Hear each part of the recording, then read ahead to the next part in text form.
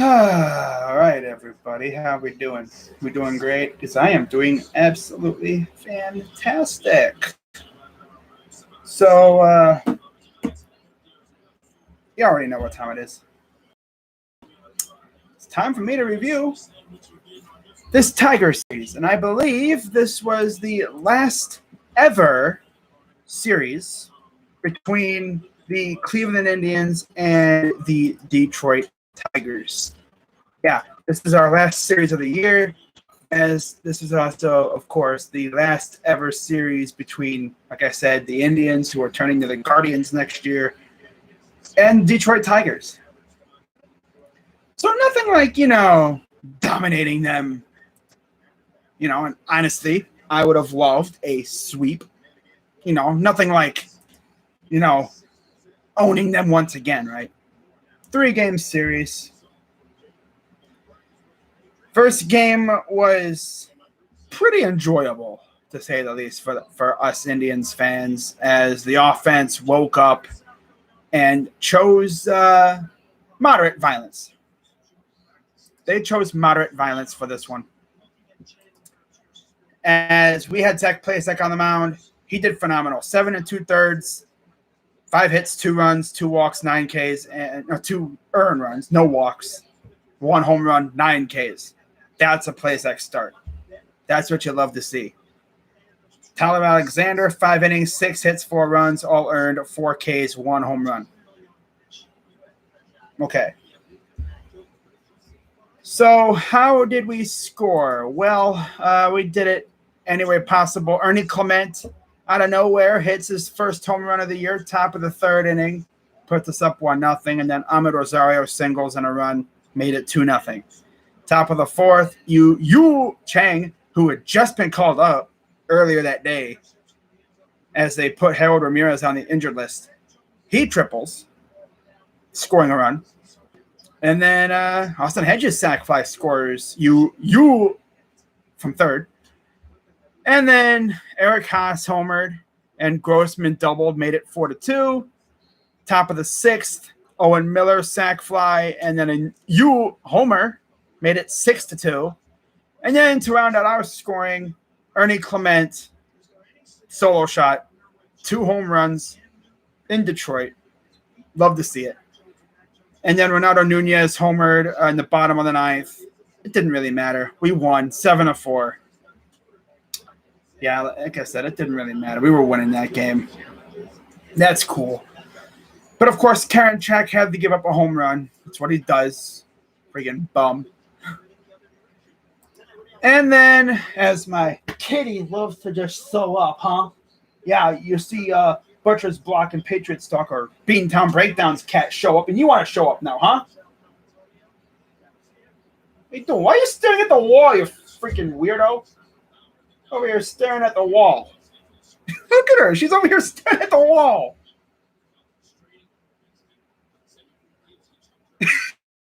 Heck. I swear, like 18 years old, and you're over here looking like one of those psychotic people that stares at the wall, swaying like this in the fetal position. It's like, are you good? Do you need medical assistance? You interrupt my stream, so what do you want? You good? Yo, you good? Okay, good. I'll make sure. God. All right, let me adjust my camera and get her out of there. There we go. You can still see her. Let me zoom in a little bit more. There we go. Now she's out of the view. Because I know people be distracted by her weirdness staring at the wall. What a Looney Tune. I swear. But I mean, it's not like Bobby's cat, Bobby Montagna, a.k.a. Beantown Breakdown. His cat was literally cleaning itself during the stream. And then he looked down at it and was like, hey, yo, what do you want? I'm freaking cleaning myself here. Do you mind? Get back to your freaking talk thing. Freaking cleaning myself here. It literally looked at him. It was hilarious. Yeah, shout out to Bobby, by the way. We'll be facing his Red Sox soon. But anyways, Plesac got the win, 7-4. Alexander took the loss. He's 2-2. Then we move on to game 2 of the series, and this one wasn't as fun, as the Tigers got up early 2-0, courtesy of a Jeimer Candelario 2-run jack off of Sam freaking Henches. Almost didn't want to swear there. But Henches is a bum. I don't know why we continue to start him. And it's like, why do we start this guy? Do we not have any other good – or we do, but we don't want to use them. Oh, good logic. Uh-huh. But yeah, Henches was trash. He actually went 2 innings, bullpen game. 2 innings, 4 hits, 3 runs, 3 Ks, and a home run. So not overly horrible, just not good. And it didn't really help that Travis Steffen and Brian Shaw, of course, gave up runs as well. Like literally, if it was just Henches who'd given up runs, we win this game. We win this game. But because the bullpen has been very unreliable lately, it sucks. It really sucks. So they had Willie Peralta on the mound. He went 4 1/3, 6 hits, 3 runs, 3 earned, 3 walks, 6 Ks. So not the greatest game out of him, but his offense showed up and helped him out. And now we actually got on the board with an Oscar Mercado double, made it 2-1. Reyes singled 3-1, bottom second. So again with the back and forth crap. And then bottom of the 4th, they would score on a Zach Short single, and then top of the 5th, we would be within 1. Thanks to a triple from Jose Ramirez and then a Reyes single. And then we tie it up with a Wilson Ramos ground out in the top of the 7th. And then bottom of the 8th, this is where they pretty much put it away against us. Eric Haas against Brian Shaw. And how this bozo did it, well, he walked the bases loaded because that's what he does. Oh, he didn't walk the bases loaded. He loaded the bases. He walked Miggy Cabrera. He gave up singles to Candelario Nunez. And then, yeah, I was like, yep, we're not winning this game. This freaking bozo can't freaking get guys out. Freaking Brian Shaw. He's always the one to do it, too. Always. But, yeah, we lose game 2, 6-4. Fulmer got the win. He's 5-4. Shaw rightfully takes another loss. He's 5-6. Soto got his 15th save. And then we go to yesterday's game. And I remember I was in a group chat. What's up, Brett? But I was in a group chat, and we were talking about this game yesterday before it started. And I said we needed a McKenzie masterclass. And boy, oh boy, did he give us a masterclass. Now, keep in mind, yesterday was the 9-year anniversary of Felix Hernandez's perfecto. Tristan McKenzie was 4 outs away from having a perfect game. 4 outs away. I don't even remember the last time the longest perfect game we've had. We've had no hitters go as far as 8 2/3. That was Cookie Carrasco. But a perfecto? That had to be the longest we've had a perfect game going in a while. And, of course, it would have been Tristan McKenzie. Man, I wish he would have got that. That would have been amazing. And the thing was, I was thinking to myself, I'm going to go live for the bottom of the 9th. But, of course, Harold Castro broke it up. And then he's over here freaking spiking his bat down like, bro, you're down bad when you're freaking celebrating getting a base hit in an 11-0 game, because that's the only thing you can celebrate is breaking up a freaking perfect game. Because that's the last thing you'd want to do. I mean, again, this was the final matchup ever between the Indians and the Tigers. Imagine that. Imagine if this would have happened. The people would have showed up looking forward to possibly seeing Miggy Cabrera's 500th home run. But instead, imagine they saw a Tristan McKenzie perfect game. Well, you came one piece of history, but you actually got a completely different piece of history. That would have been crazy. Wow. So once again, the last time we've thrown a no-hitter, I believe, was Len Barker. And unless we have a master class from somebody, which you never know these days, the Indians would have a couple no-nos, but none since Len Barker. Now, for any fans of out there who are who root for a team that has never had a no-no, which I'm pretty sure every team has had a no-no, but if you've never experienced one, like, you may deny this, but let's be real here. When it's getting into the 8th, 9th inning, your heart starts pumping like crazy and you feel sick to your stomach. I was sitting there, deep breathing, trying to stay calm, watching Tristan McKenzie just run through the freaking Tigers. All that ball go through the infield. I was like, oh, God. Man, I would have went live for the bottom of the 9th. I would have went live for the bottom of the 9th yesterday if McKenzie had gotten through that one final batter. I would have went live.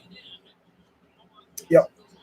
Honestly, next time, if we are like in that position, I might just turn the game off, because the closest we were to a no-hitter was, again, Carrasco, was it 2015 against Tampa? I wasn't even watching the game. So honestly, I might just go away from the TV and just wait and see what happens. But then again, I'd miss history. It's like, well, that's the price I pay. I don't watch it live, and then come back. I'll listen to it. I don't know. I'd probably still have it on camera. I would just be away from the camera while it happens. But I don't know. That'd be kind of, weird. But that's what happens when you're superstitious like me. But anyways, this was an absolute drubbing by the Indians. 11-0, not even a chance. And to think it all started in the top of the second because Jonathan Schoop wanted to be smart. It was a smart play. He threw home to get the runner because, try to, not concede the run. But instead, Grayson Griner could not field it, and he dropped the ball. And from that point on, the onslaught would start. Miller reached in the fielder's choice, scoring a run. Hedges would score on a double, 2-run double. Rosario grounded into a double play, scored a run. And then Jose Ramirez added a 2-run shot. And it's already 6-0, top of the second. And then we would score another 5 runs in the top of the third. Straw singled to score a run. Rosario bases clearing triple, 3-run triple, and then Jose Ramirez double to put the cherry on top. We won 11-0, and this was, without a doubt, Tristan McKenzie's best game as a major leaguer. I remember earlier this year he struck out 8 straight batters, which I believe was tied like a major league record or something for most consecutive batters struck out. If not, it was definitely a club record. But yeah, he went 8 innings, 1 hit, 11 strikeouts. Thanks a lot, Harold Castro, you freaking bum. I hope you step on a Lego. I hope if you go to if you go to a restaurant, they get your order wrong. I hope if you go to a freaking fast food joint, they make you wait for your food. I hope you step on a Lego. I hope you don't get enough sleep tonight. I hope a dog keeps you up at night. I hope what's another unfortunate thing that you'd have happen? I hope I don't want to wish anything malicious. I hope you step on a Lego. I hope your power goes out and it takes 3 hours to come back on and you miss your favorite show. Oh, okay, that's enough. But yeah, best outing of the year for McKenzie. Like, he was that close to a freaking no-no. The way I see it. Now, what usually happens is, you see their lineup, you're like, well, if he gets through this guy, then he's sure to get it, right? Well, he got through Candelario. Or whatever, he got through the Nunez. And then, Castro got the hit. If he would have got Castro out, it would have been Willie Castro, Grayson Griner, and Victor Reyes in the bottom of the 9th. You cannot tell me that he would not have gotten through those three. I think he would have. I really think he would have gotten through all three of those guys. Man, I don't know what I would have done if he would have had the no-no. I'd have been like, wow, okay. On the anniversary of Felix doing it? Ooh. But, yeah, we won anyway. It doesn't matter. We won. 11 runs, 14 hits. Of course, it would have been a complete game, but his pitch count was awfully high. And I think you could, if you watched him, you could just tell he was starting to get a little bit wore out. And it's like, well, this guy's going to give up a hit. You know, it's like you're thinking in back of your head he's going to do it, but then it's like he is kind of looking tired out there. You know, but yeah, Clase came in there and got the final inning done. So we win, and we move on to face the Twins. McKenzie's 2-5. Hutchinson takes his first loss of the year. Hutchinson didn't even go 2 innings. 1 2/3, 5 hits, 6 runs, 2 earned, 3 walks, 1 strikeout, 1 home run. And then Kroll came in there, 1 in the 3rd innings, 5 hits, 5 runs, 4 earned, 2 Ks. And then Derek Holland, 3 innings, 4 hits, and then 4 Ks. So Kroll and Hutchinson gave up all the runs pretty much. So now we move on to face the Twins tonight. About an hour away, Quantrill faced Griffin Jacks. And then tomorrow's game, I believe, will be it'll be Eli Morgan and Bailey Obert. Obert. That sounds like Uber. Yeah. And then the final game will be Zach Plazek against To Be Decided. So we'll see who the Twins send out there. Could be a bullpen game. Could be a freaking guy making his first career start, which who knows. But Zach Plazek will be around the mound for that final game. And then after that, we face the Angels. And we will have a game. Well, we have an off day, and then we face the Angels, I believe. And, yeah, that'll be fun. Now it froze on me. Nice. Freaking thing doesn't even want to freaking show it. All right. That's cool. What's up? He's Browns hater. I'm not talking about the Browns in this one. But, yeah, I think I'm going to wrap this up. And, wow. Damn. Who's that? Oh, freaking Yankees. Oh, no. He gave up a bomb? Oh, that's tough. Wait, that's the Angels? I thought the Angels already played in New York. That's not a makeup game, is it? Oh, nice. The freaking MLB website froze. Nice. Good going, MLB.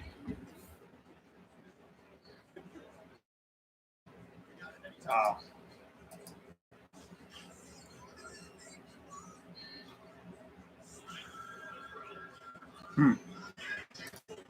Might be a makeup game. Because I was going to say, they've already played the Angels at Yankee Stadium. They had that one huge collapse with Chapman.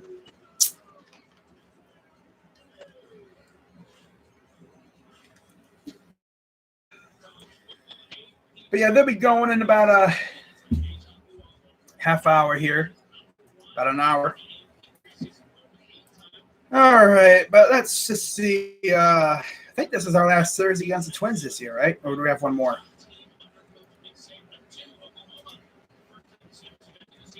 But yeah, we no longer face the Tigers. Last time ever, Indians, Tigers. And we whooped the crap out of them. Love to see it. So upcoming schedule. Now this is where it gets kind of huge because the White Sox are, 10 games ahead of us. Now you may be like, oh, crazy, dog. That's too much. Remember, the Twins were ahead of us in 2019 by 11 games, and we came back. As long as there's more than 10 games left in the schedule, especially when we have 5 against the White Sox next month, never underestimate this Indians team. I swear, this Indians team has voodoo powers. They'll find a way to wiggle back into the division race right as you think they're dead. Especially when you look at the upcoming schedule for the White Sox. I mean, jeez. They almost got swept by the freaking Yankees, too. They actually should have been swept, but Tim Anderson saved their freaking skin. But, like, they have 4 against the Oakland A's. We face the Twins. They have 3 against the Rays. We face the Angels. Then they have 4 against the Blue Jays. 7 games on the road there. Now, in comparison, 3 against the Twins with an off day. 3 against the Angels with another off day after that. Then 3 against the Rangers.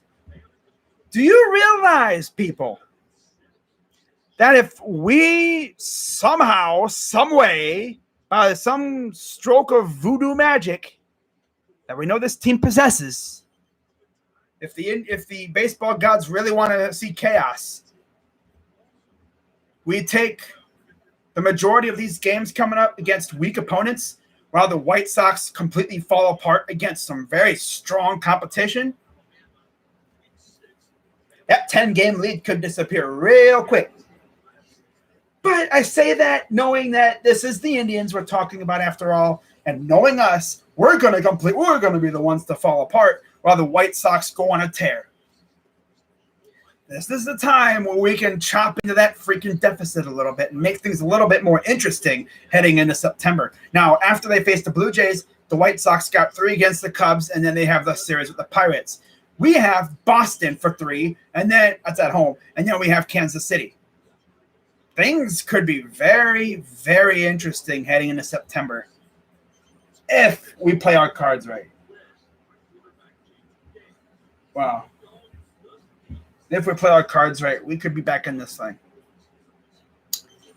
If our pitching can actually not suck, and if our lineup can just go out there and take care of business, we'll be all right. As, of course, we also need the A's and the Rays and the Jays. A's, Rays, Jays. To take care of the White Sox, which they're very good games. So, yeah, I would love to see it. We can chop into this lead real good. But knowing the Indians, we're probably going to freaking get swept by the Twins, lose 1 of 3 to the freaking win 1 of 3 against the Angels, and then probably get swept by the Rangers, and then get pounced on by the Red Sox. And then we're going to be like 20 games out. It's just the way this team is. You know? It's just the way this team is. Like, you try to be positive with them, but it's like, they're probably going to do this because this team is just trash. But we should be getting Ali and Bieber back soon. And if these pitchers be doing what they're doing, if we can get Bieber and Savale, insert them to a rotation that's getting good stuff out of Quantrill, Morgan, and McKenzie, and you even have Plazak too, we could honestly go with a 6-man rotation. Just to, or we could piggyback somebody like Eli with freaking Bieber or something, like use an opener. I don't know. But, it'll be interesting to see how things go. But hopefully we can at least take 2 of 3 against Minnesota, and then we'll see what happens against the Angels. By the way, one of those games against the Angels will be in Williamsport. So that'll be fun. So with that being said, I'm Crazy Dog at 99, and shout out to everybody, and I will see you. I might stream one of the games. I might stream tomorrow. If not tomorrow, I will definitely stream the 3rd game of the series. Maybe. Possibly. I don't know. I'll let you guys know for sure. But with that being said, I'm Crazy Dog.